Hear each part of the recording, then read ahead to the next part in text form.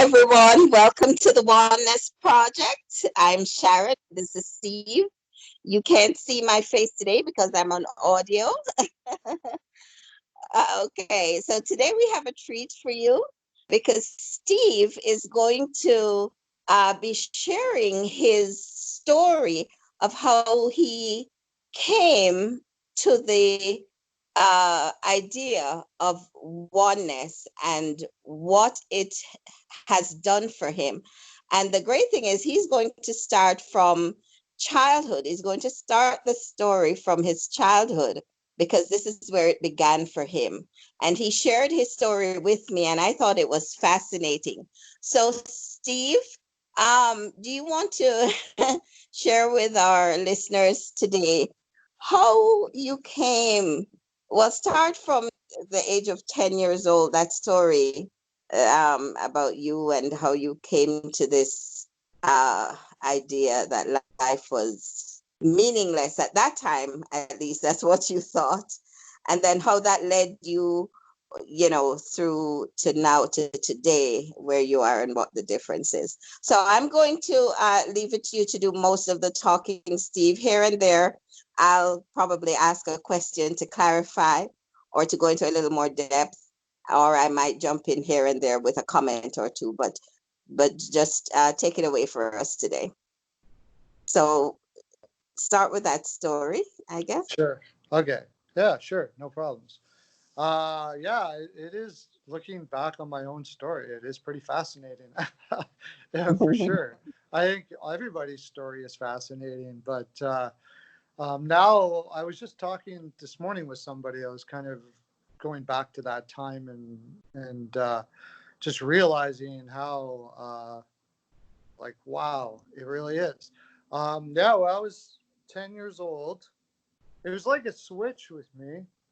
One day, right around 10, somewhere around there, um, I just started going into my parents' room. It's weird when I think about it now. I've been really doing a lot of nature walks and stuff like that, and we watch birds as they are hatched and they develop and grow. And the instinct that these birds have is just unbelievable. It's fascinating. It's one of the most fascinating thing about animals, right? It's just that they do what they do because they do it, and that's it. And it felt like that now, looking back on it, it kind of reminds me of that. I just started going into this room almost like instinctually into my parents' room. Maybe because it feels a place of comfort. And I started listening to music and reminiscing, just thinking about life. Life started popping into my head. And the concept of why are we here started coming into my head. I kept on going over and over and in my head, like, does it matter? What is it? Is it important? Should I even be thinking this? All of those questions like that. And you were only 10 years old, Steve?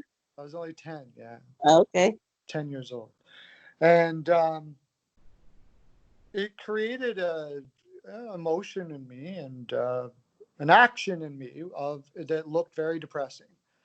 My mom started getting concerned. I wasn't doing anything much else.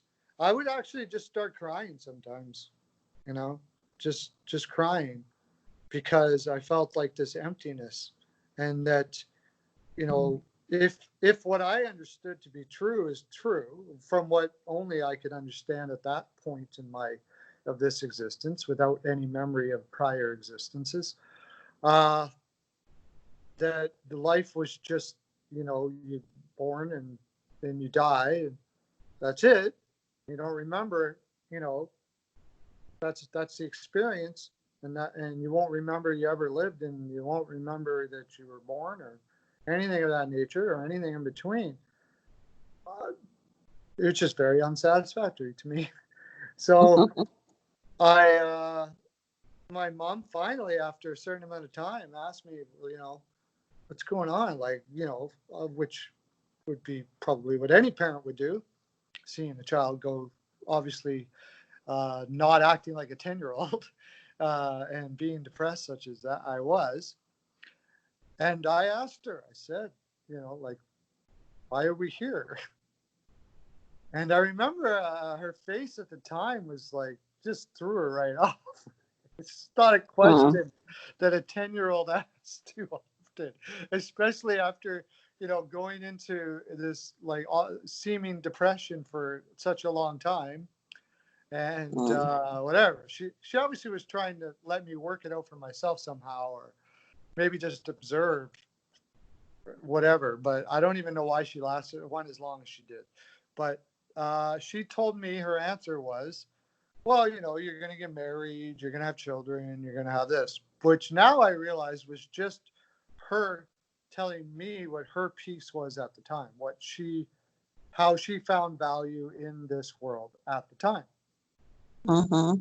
And I looked at it at that age even, and especially as I grew with this knowledge that she gave me, as so short-sighted. Like, how can that appease you? I really didn't get it. Like, why would that matter? Why would it matter that you were going to have children and have this experience and then never know you had that experience? Mm-hmm. It just, and so anyways, from that experience, I kind of let it go in the back of my mind and just kind of fester for a while and try to just be a kid, just whatever. Try to experience, because that seems to be what it was that you're supposed to do, is just experience. So that's what I did. But it was always there. And as I started getting older, what I started getting was cynical, because I just could not understand how other people could go through this life, especially when you see people like working themselves to the bone, doing things that are just not satisfactory to them, obviously not satisfactory to them. My parents were workaholics, complained a lot, lived in a very panicky life, anxiety filled. So I was like, why in the world would you continue living in this? Like, why? Why? Give me a Right. reason. Give me a So, reason Steve, why.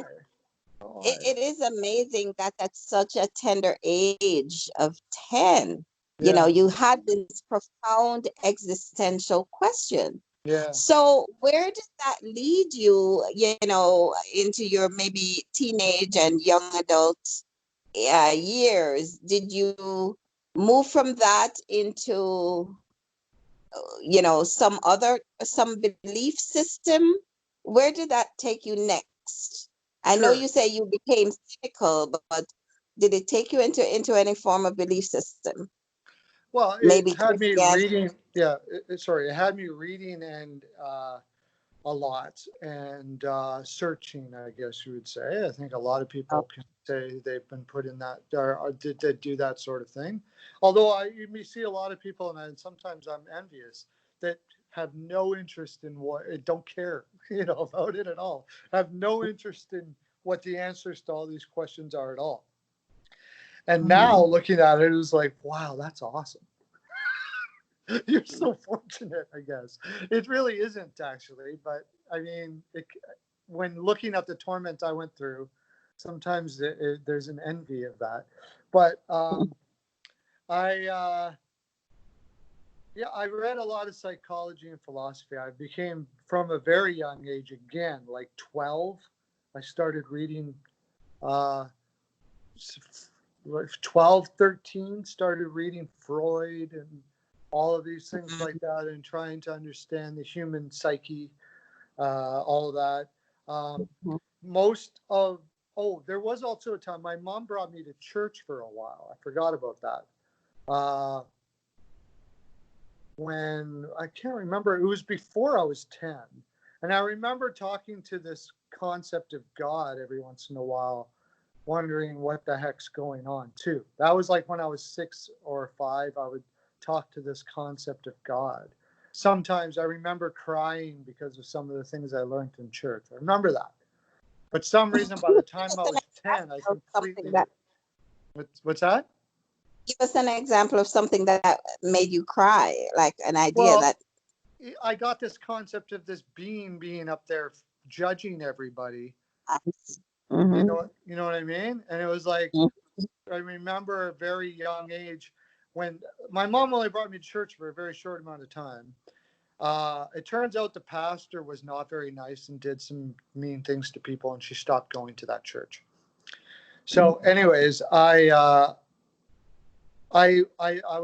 struggled at a very young age about like, how am I going to live so you don't hurt me? Oh, so God, you're talking about God now, so He doesn't hurt you.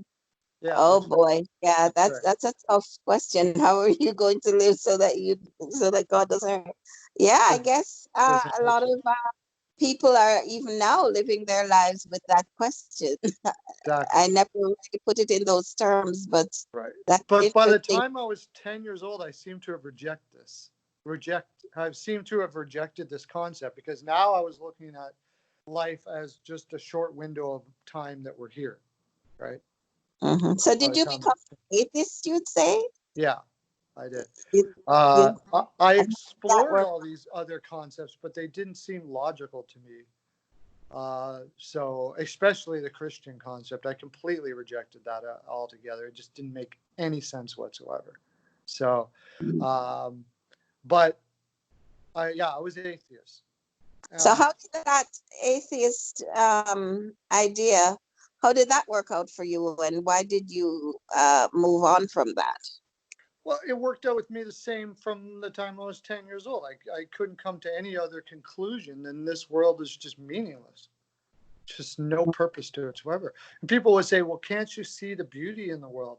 And my answer would be, what's the point of beauty if it has if it doesn't last? There's no point to it.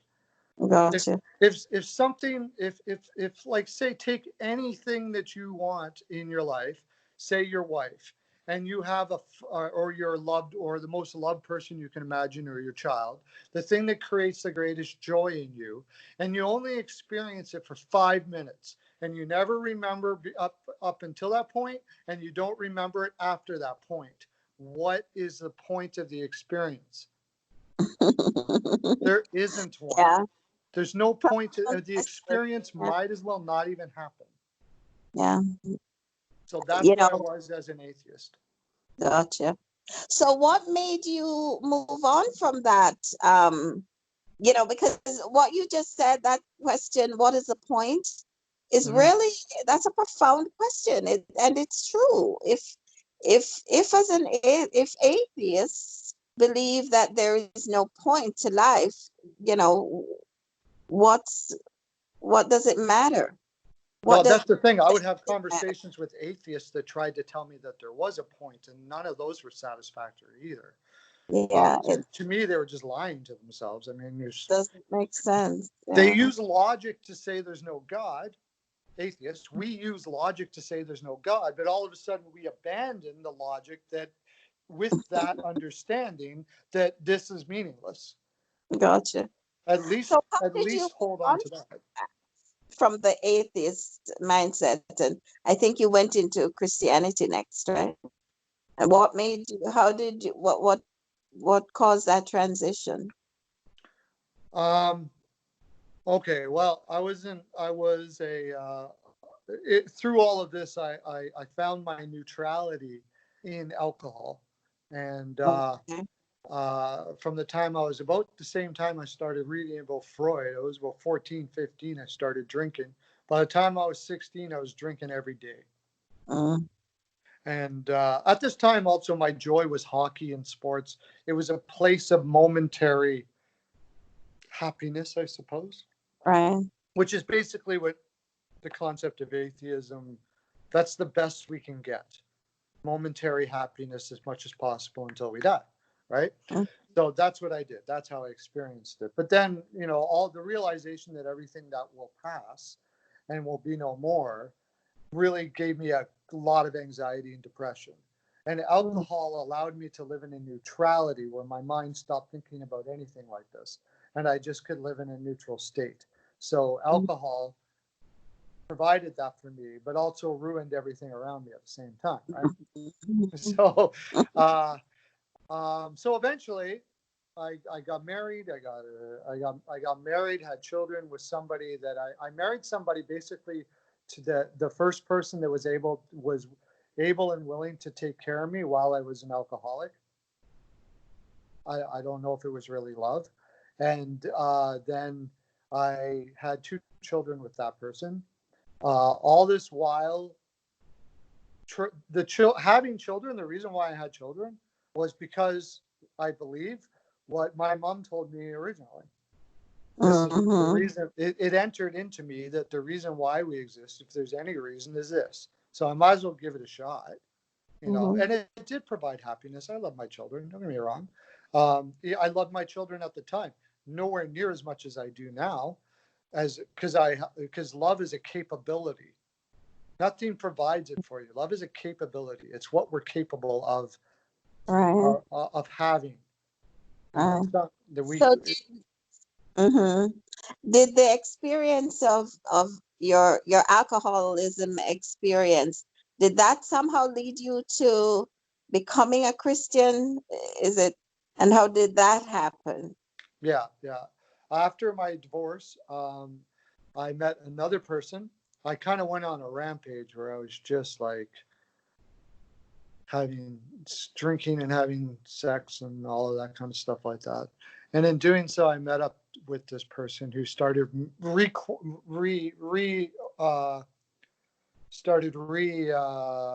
up the idea of God to me. Gotcha. It seems that through this, I kind of started to become agnostic, by the way. Up until this point, I started becoming agnostic. Like the possibility of God did have some merit to it. Mostly because I started studying science and realizing that mathematically, it just seems incredibly unlikely that we can be here without some sort of something. You know what I mean? The It just, intelligent design concept. yeah. I remember reading Anthony Flew, who was an atheist that became a theist, one of the most renowned atheists. He used to do debates and stuff like that. And I remember reading his mathematical equations on the possibilities of there being no creator. And it sat with me. So during this time, I started becoming kind of agnostic-ish, I suppose. And she brought up this idea of God again to me. And one day I said, okay, like, I don't know, like, I'm so conflicted because all the concepts of God that I've come to realize or come to understand or have been told about seem completely illogical to me, right? Especially the Christian God where he's going to burn people in hell and all that stuff like that. I was like, no freaking way could that be right. And, Noah and the ark and all that kind of like very fairy tale-ish type understandings of God, just like wouldn't resonate with me at all. So I just said, well, here's this. I'm going to probably die from alcoholism, and I'm fine with that because life isn't really all that important to me anyways. So I said one night, I just went, okay, whatever you are, whatever is out there, whatever.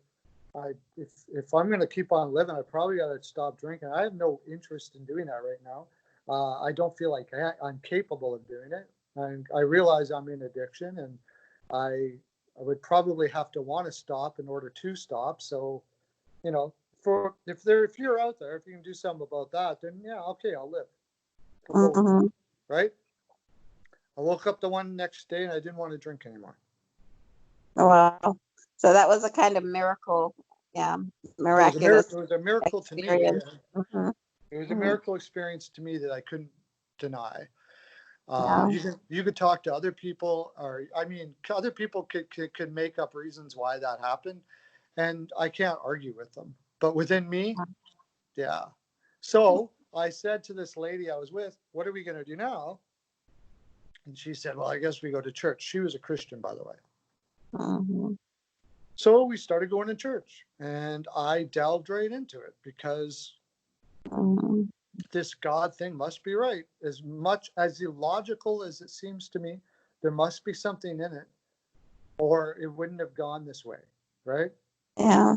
And so in some of our other videos, you kind of gave us little insights onto that experience that you had as a Christian. And in the last few minutes that we have now on this episode, tell us how you went from Christianity, because I'm assuming, your wife at the time said, let's go to church. And then that led to a whole, I don't know how many years of Christianity. And then you came to this where you are today, in the oneness, the idea of the oneness of all. Now, I tell us a little bit about how you came to that from Christianity and how it synchronizes with Christianity, and how it differs now. Your the life you're living now differs compared to the life you lived before. And Oh, we have maybe another 5-10 minutes to do that. 5 yeah. to 8. Yeah, I can sum that up pretty quick. I became obsessed with this concept of Christianity.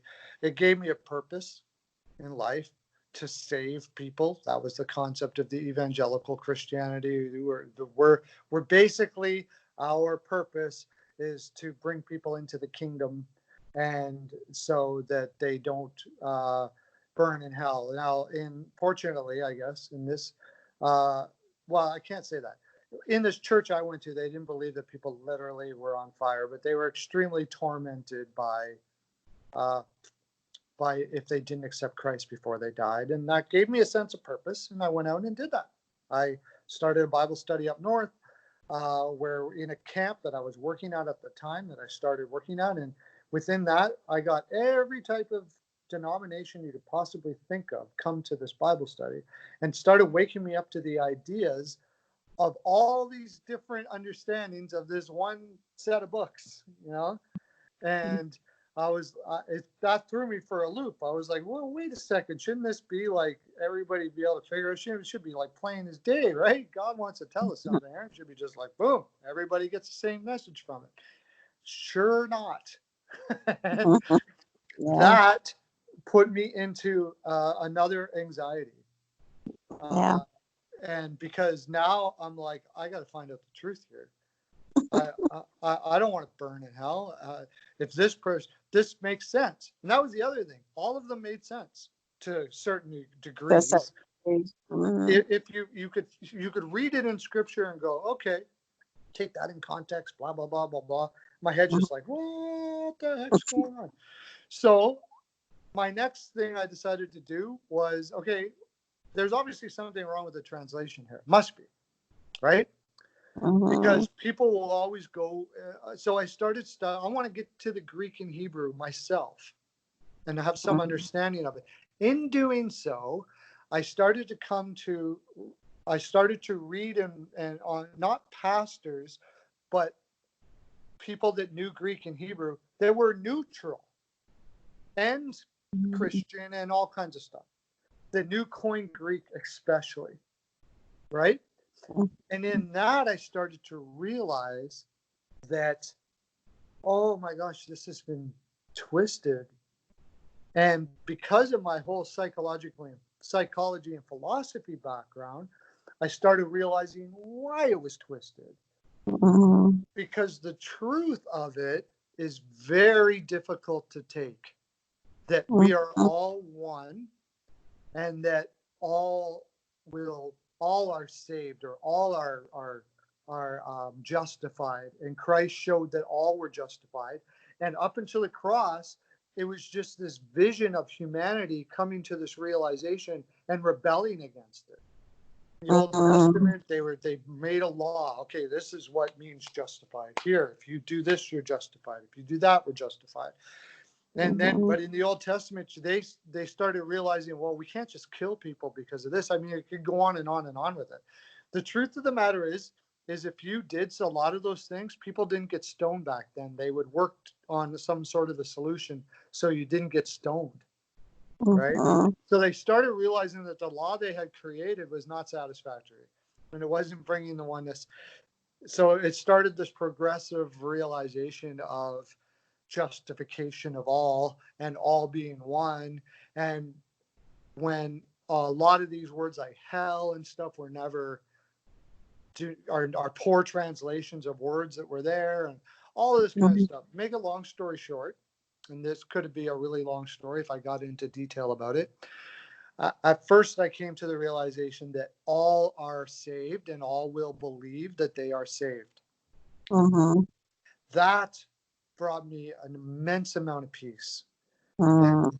and gave me a reason that we are alive.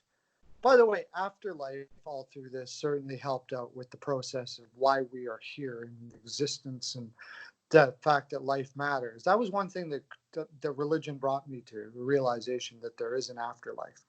Whew. Because living in Yeah. this limited window of space, Yeah. space and time is like, what? That can't. Yeah. So, anyways, through that, I kept on studying that.